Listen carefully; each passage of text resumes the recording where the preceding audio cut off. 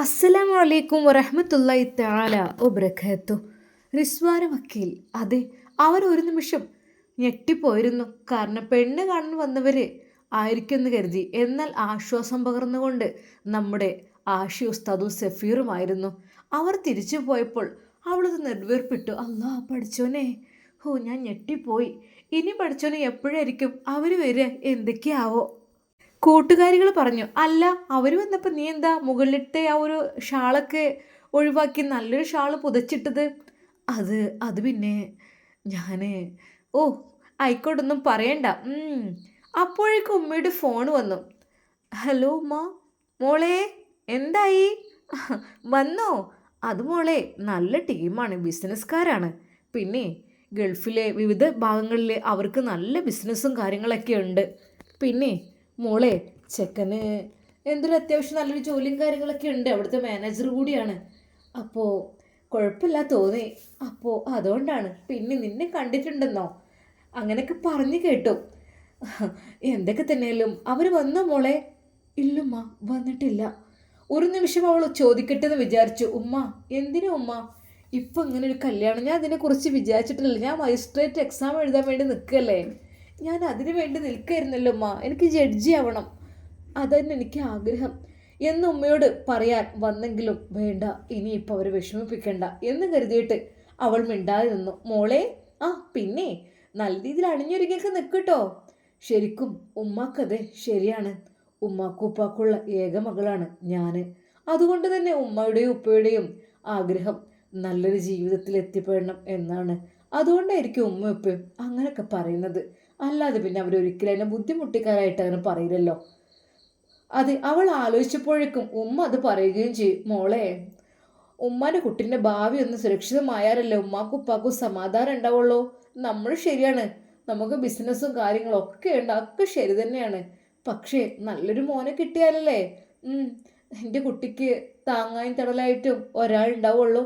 ഉമ്മ, നിങ്ങൾ, ഇനി മോളൊന്നും പറയണ്ട. പിന്നെ അവർ വരുമ്പോഴൊക്കെ നല്ല രീതിയിൽ അണിഞ്ഞൊരുങ്ങി പോകണം. പെണ്ണ് കാണാൻ വരുന്നതിന് മുമ്പ് ഉമ്മയുടെ കോളിൽ അതായിരുന്നു ഉമ്മ പറഞ്ഞത്. ഉമ്മ, എന്നാ ശരി മോളെ, എന്നാ ശരി, അസ്സലാമു അലൈക്കും.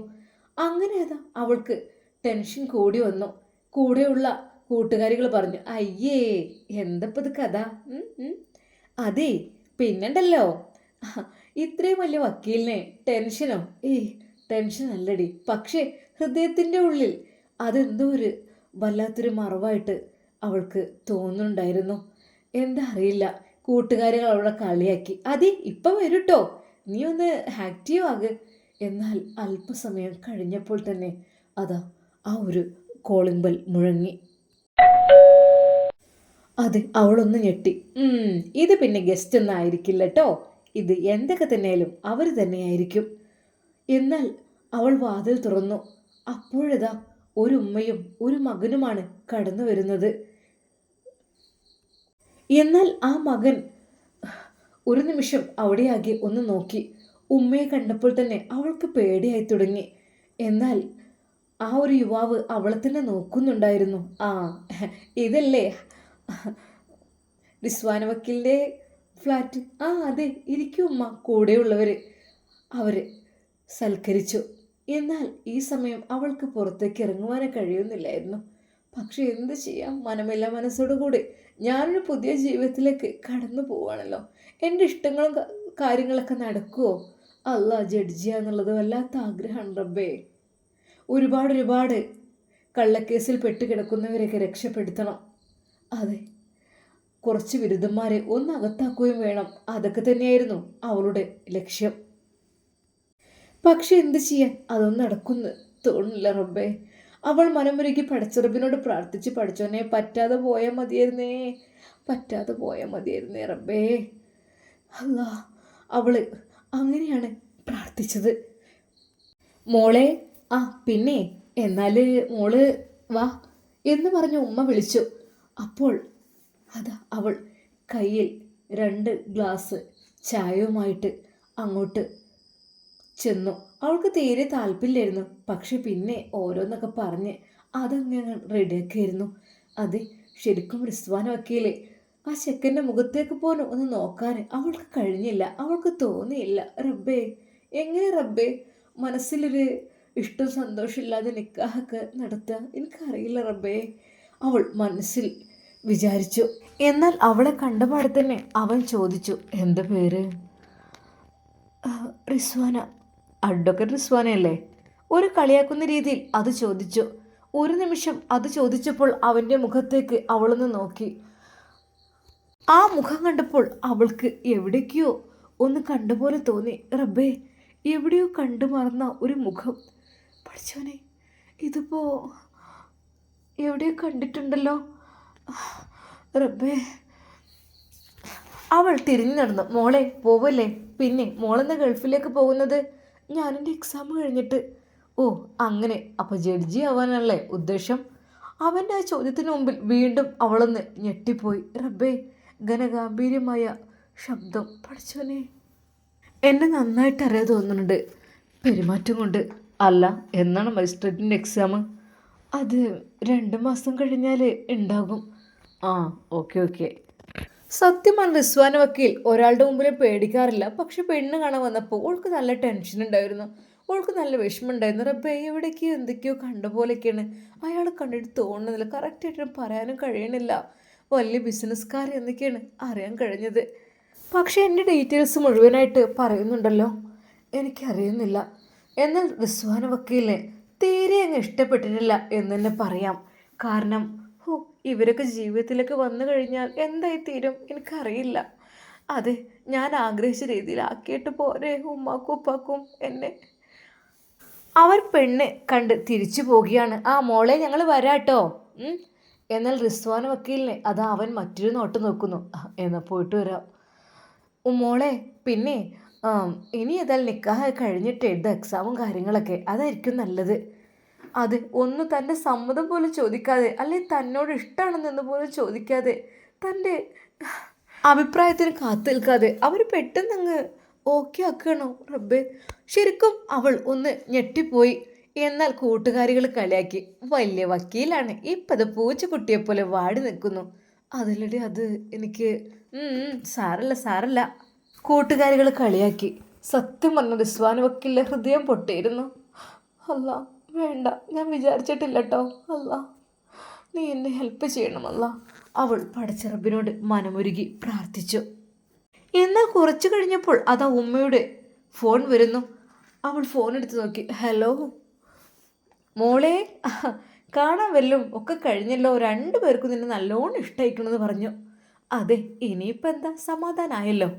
മറ്റേ മോളെ കാര്യത്തിൽ എനിക്ക് ടെൻഷനായിരുന്നു റബ്ബേ, എന്തായിരിക്കും ഏതായിരിക്കും എന്ന് വിചാരിച്ചിട്ട്. എന്തൊക്കെ തന്നെയാണ്, നല്ലൊരു ബിസിനസ്സുകാരനൊക്കെ കിട്ടിയല്ലോ.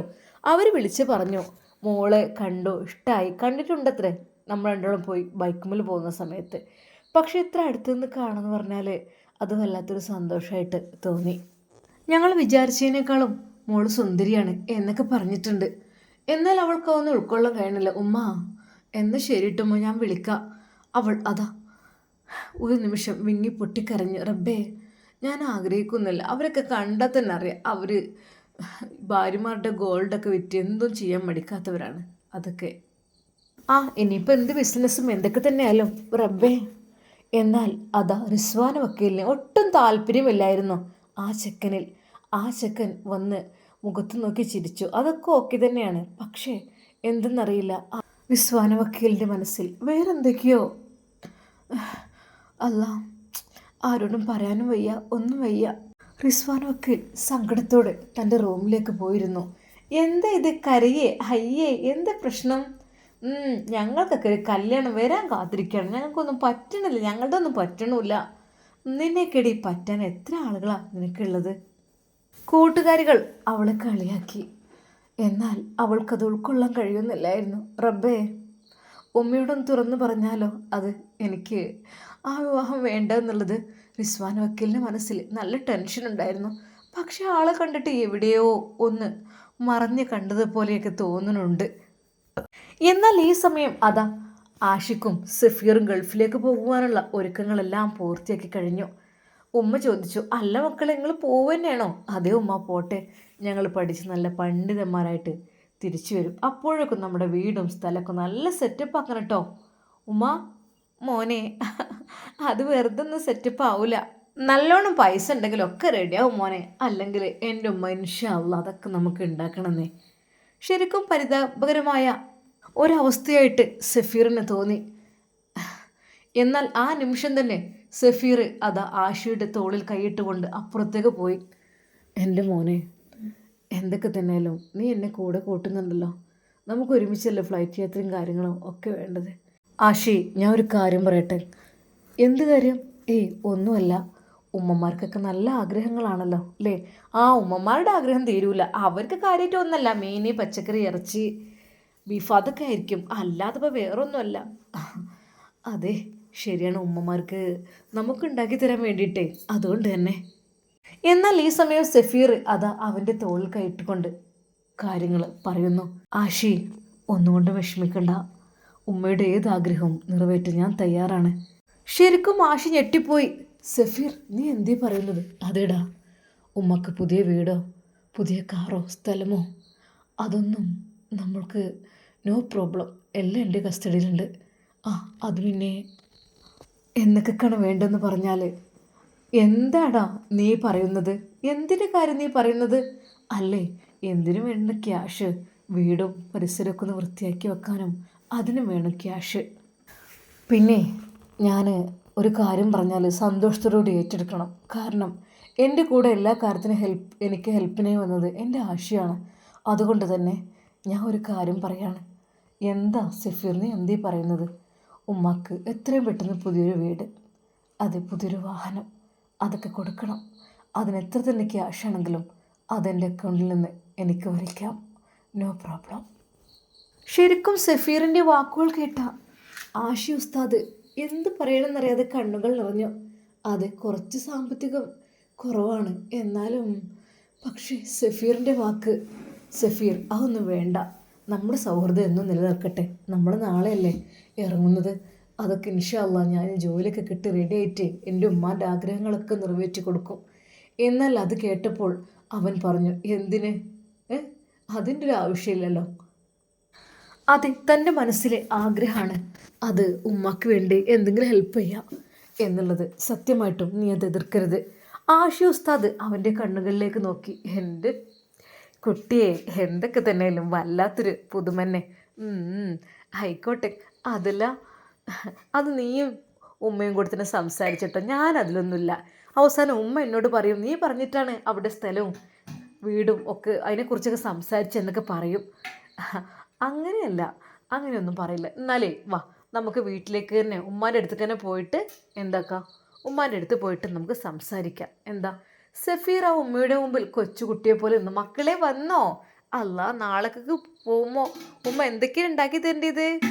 കുറച്ച് ബീഫ് ഫ്രൈ ഒക്കെ നല്ല രീതിയിൽ ഒന്ന് ഡ്രൈ ചെയ്ത് വെപ്പിച്ചിട്ടുണ്ട്, അതുപോലെ മീനച്ചാർ ഉണ്ടാക്കിയിട്ടുണ്ട്, ഇറച്ചി അച്ചാർ ഉണ്ടാക്കിയിട്ടുണ്ട്, അതുപോലെ ചക്ക വറുത്തത് ഉണ്ടാക്കിയിട്ടുണ്ട്, പിന്നെ കുറച്ച് ചിപ്സ് ഉണ്ടാക്കിയിട്ടുണ്ട്, ഉപ്പിലിട്ട് ഉപ്പുമാങ്ങ, അതുപോലെ തന്നെ കടുമാങ്ങ ഉണ്ട്, അരിനെല്ലിക്ക അച്ചാർ, നാരങ്ങ അച്ചാർ, അതൊക്കെ ഉണ്ടാക്കിയിട്ടുണ്ട് ഉമ്മ. 2 പേർക്കുള്ളതല്ലേ, അതൊക്കെ കൊണ്ടേക്കൊണ്ടിട്ടോ. പിന്നെ ബീഫ് ഫ്രിഡ്ജിലേക്ക് വെച്ചോണ്ടി, ആവശ്യത്തിനടുത്ത് ചൂടാക്കി ഇങ്ങനെ കഴിച്ചോണ്ടിട്ടോ. ആ ഉമ്മയുടെ ആ ഒരു പ്രവൃത്തികൾ കണ്ട സഫീർ ശരിക്കും ഞെട്ടിപ്പോവുകയാണ് ചെയ്തത്. ഉമ്മ, എന്താ ഇതൊക്കെ? മോനെ, നിങ്ങൾക്ക് 2 പേർക്ക് കഴിക്കണ്ടേ? പിന്നെ അവിടെ ചെന്ന് ഉണ്ടാക്കി തരാനൊക്കെ ഉമ്മ അവിടെ ഇല്ലല്ലോ, ഉമ്മ ഇവിടെ അല്ലേ? അങ്ങനെയാണെങ്കിൽ പിന്നെ നിങ്ങൾ എന്നെയും കൊണ്ട് പോവുകയാണെങ്കിലൊക്കെ എനിക്ക് അവിടെ നിങ്ങൾക്ക് വെച്ചുണ്ടാക്കി തരുമായിരുന്നു. പക്ഷെ ഇതിപ്പോൾ അത് പറ്റൂലല്ലോ. ശരിക്കും സഫീറിൻ്റെ കണ്ണുകൾ നിറഞ്ഞു. എനിക്കും ഉണ്ടൊരു ഉമ്മ, പക്ഷേ സ്നേഹത്തോടൊരു വാക്കുപോലും എന്നോട് ഇതുവരെ പറഞ്ഞിട്ടില്ല. ചെറുപ്പം മുതൽ അതങ്ങനെ തന്നെയാണ്. അല്ലാ റബ്ബേ, സാരല്ല, പടച്ചറബ് നല്ല ബുദ്ധി കൊടുക്കട്ടെ. എന്ത് ചെയ്യാൻ, ഞാൻ മതം പഠിക്കാൻ പോകണമെന്നും അതൊന്നും ഇഷ്ടമല്ല, ദീന് പഠിക്കാൻ പോണതും. എന്തപ്പോൾ ചെയ്യുക? അല്ലാഹുവേ നല്ല ബുദ്ധി കൊടുക്കുക റഹ്മാനെ, ഹിദായത്തിലാക്കല്ലാ. എന്നാൽ ഈ സമയം സഫീർ ഉമ്മയോട് പറഞ്ഞു, ഉമ്മക്ക് ഏത് മോഡൽ വീടാണ് വേണ്ടത്? മോനെ, നീ എന്തൊക്കെയാണ് ഈ പറയുന്നത്? അതിൽ ഒരുപാട് ചിത്രങ്ങൾ ഗൂഗിളിലെടുത്ത് കാണിച്ചു കൊടുത്തു. ഉമ്മാക്ക് ഏത് ടൈപ്പ് സ്റ്റൈലിലുള്ള വീടാണ് ഇഷ്ടം? മോനെ, അതൊക്കെ ഉണ്ടാവുമ്പോഴല്ലേ മോനെ, ഇപ്പം അതൊന്നും ഞാൻ ചിന്തിക്കണമെന്നില്ല. ആ, അതൊക്കെ ഉണ്ടാവുമ്പോൾ ഇൻഷാ അല്ലാ ആഷിക്ക് ജോലിയൊക്കെ കിട്ടിയിട്ട് അത് ഒരു 5 കൊല്ലം 3-4 കൊല്ലം കഴിഞ്ഞിട്ടൊക്കെ അല്ലേ ഇനിയിപ്പോൾ കിട്ടുകയാണെങ്കിലും തുച്ഛമായ വരുമാനം കാര്യങ്ങളൊക്കെ അല്ലേ ഉണ്ടാകുക. ആ അതൊക്കെ ഇൻഷാ അല്ലാ നമുക്ക് പിന്നെ ആലോചിക്കാം. അല്ലുമ്മ ഉമ്മ അതൊന്ന് പറയണം. ഉമ്മക്ക് ഏത് മോഡലാണ് ഇഷ്ടപ്പെട്ടത്? ഫോണിൻ്റെ സ്ക്രീൻ ഒന്നും കൂടി വലുതാക്കി കാണിച്ചു കൊടുത്ത് ഒരു നിമിഷം ആശുസ്താദിൻ്റെ ഉമ്മ അതിലേക്ക് നോക്കി നിന്നു.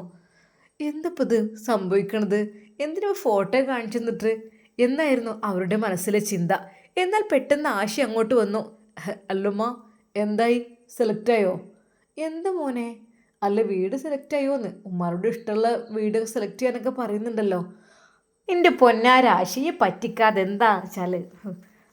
എന്നാൽ സഫീറുണ്ട് ഉമ്മമാരെ ഞാൻ പറ്റിക്കാറില്ല. അവൻ്റെ ആ വാക്കുകൾ കേട്ടപ്പോൾ ഒരു നിമിഷം ആശുസ്താദിൻ്റെ ഉമ്മയുടെ കണ്ണുകൾ നിറഞ്ഞു. മോനെ എന്താ പറയുന്നത്? എന്തായിരിക്കും സഫീർ ഉമ്മയോട് പറയുന്നത്? ഇൻഷാ അല്ലാ നമുക്കിതിൻ്റെ ബാക്കി ഭാഗം നാളെ കാണാം.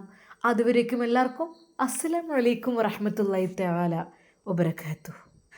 പ്രിയപ്പെട്ടവരെ, ഒരു ദുഃഖകരമായ ന്യൂസ് കേട്ടല്ലോ അല്ലേ? അതായത് നമ്മുടെ തോട്ടത്തിലൊക്കെ സാധാരണ രീതിയിൽ മയിലുകൾ വരാറുണ്ട്. മയിൽ വരുമ്പോൾ സ്വാഭാവികമായിട്ടും നമ്മളെ മക്കളൊക്കെ അതിൻ്റെ പിന്നാലെ പോകും, ഫോട്ടോ എടുക്കാൻ നോക്കും, മയിൽപ്പീലി കിട്ടുമോ നോക്കും, അങ്ങനെയൊക്കെ ഉണ്ടല്ലോ അല്ലേ? എന്നാൽ ഒരു പിഞ്ചു മോന് അഹമ്മദ് നവാജ് എന്ന പേരുള്ള 6 വയസ്സുകാരൻ, പഠിച്ചോനെ റബ്ബേ എന്താലേ ആ കുഞ്ഞ് ലോകത്തോട് വിട പറഞ്ഞിരിക്കുകയാണ്. അത് കണ്ടപ്പോൾ ഭയങ്കരമായിട്ടൊരു സങ്കടം തോന്നി. അപ്പോൾ നിങ്ങളോടൊന്ന് ഷെയർ ചെയ്യണമെന്ന് തോന്നിട്ടോ. അള്ളാഹു സുബ്ഹാനഹു വ തആല മാതാപിതാക്കൾക്ക് ക്ഷമ നൽകി അനുഗ്രഹിക്കട്ടെ. നിഷ്കളങ്കമായ ചിരിയില്ലേ, എൻ്റെ റബ്ബേ കാണാൻ കഴിയണില്ല ആ ചിരി. അള്ളാഹുവേ റഹ്മാനെ, പെട്ടെന്നുള്ള മരണത്തെ തൊട്ട് ഞങ്ങളെ മക്കളെല്ലാവരെയും നീ കാത്തുരക്ഷിക്കല്ല. എന്നാൽ ഒരുപാട് ആളുകൾ എഴുതിയിട്ടുള്ളത് മയിലിന് പിന്നാലെ പറന്നുപോയി ആ കൊച്ചു ജീവൻ പ്രിയ നവാജിനെ വിട എന്ന് പറഞ്ഞിട്ടാണ് എഴുതി കൊടുത്തിരിക്കുന്നത്. റബ്ബേ അത് കേൾക്കുമ്പോഴേ, അത് കാണുമ്പോൾ മാതാപിതാക്കൾക്ക് എത്രമാത്രം വേദനയും സങ്കടവും ഉണ്ടാവും. കേൾക്കുന്നവരുടെയൊക്കെ നെഞ്ചു പുലർത്തുന്ന വാർത്തയാണ് മലപ്പുറം എടവണ്ണപ്പാറയിൽ നിന്നും വരുന്നത്. ഒരു മയിലിനെ കണ്ടപ്പോൾ തോന്നിയ നിഷ്കളങ്കമായ കൗതുകം 6 വയസ്സുകാരനായ അഹമ്മദ് നവാജ് എന്ന പൊന്നുമോനെ മരണത്തിൻ്റെ കയങ്ങളിലേക്ക് കൊണ്ടുപോയിരിക്കുകയാണ്. ശീക്കോട് തലക്കോട്ടയിലുള്ള ഉമ്മയുടെ വീട്ടിൽ വിരുന്നിനെത്തിയതായിരുന്നു നവാജ്. കളിമുറ്റത്തെത്തിയ മയിലിന് പിന്നാലെ ഓടിയ ആ കുരുന്ന് ആൾമറയില്ലാത്ത കിണറ്റിലേക്ക് വീഴുകയായിരുന്നു. കൂടെയുണ്ടായിരുന്ന ജ്യേഷ്ഠൻ മിൻഹാജ് തൻ്റെ അനിയനെ രക്ഷിക്കാൻ ആഴങ്ങളിലേക്ക് എടുത്തു ചാടിയെങ്കിലും വിധിയെ തോൽപ്പിക്കാനായില്ല. കളിച്ച് ചിരിക്കേണ്ട പ്രായത്തിൽ ഒരുപാട് മോഹങ്ങൾ ബാക്കി വെച്ച് ആ കൊച്ചുമിടുക്കൻ യാത്രയായി. നവാജിൻ്റെ വേർപാടിൽ നീറുന്ന മാതാപിതാക്കളുടെയും കുടുംബ വേദനയിൽ നമുക്കും പങ്കുചേരാം. അവർക്ക് വേണ്ടി നമുക്ക് പ്രാർത്ഥിക്കാം. പ്രിയപ്പെട്ട പൊന്നുമോനെ നഷ്ടപ്പെട്ട കുടുംബത്തിന് ഈ ആഘാതം താങ്ങാനുള്ള കരുത്ത് അല്ലാഹു സുബ്ഹാനഹു വ തആല നൽകട്ടെ. ആമീൻ. പ്രിയ നവാജിന് കണ്ണീരോടെ വിട. നമ്മളോട് ഒരു വാക്ക്, നമ്മുടെ ചുറ്റുപാടുമുള്ള ഇത്തരം തുറന്ന കണ്ണുകളും ആൾമുറയില്ലാത്ത കുഴികളും ഇനിയൊരു ജീവൻ കൂടി കവർന്നെടുക്കാതിരിക്കട്ടെ. അതെ, ജാഗ്രത പാലിക്കാം. പക്ഷേ വിധി അതിൻ്റെ അടുത്തെത്തുമ്പോഴേ അങ്ങനെയൊക്കെ സംഭവിക്കായിരിക്കും അല്ലേ? എന്തൊക്കെ തന്നെയില്ല, ആ പൊന്നുമോൻ്റെ മുഖം കാണുമ്പോൾ വല്ലാത്ത സങ്കടം തോന്നാണ്. അള്ളാഹുവെ മക്കളെ നീ കാത്ത് രക്ഷിക്ക് റഹ്മാനെ. ആമീൻ യാ റബ്ബൽ ആലമീൻ. അസ്സലാമു അലൈക്കും വറഹ്മത്തുള്ളാഹി തആല വബറകാതുഹു.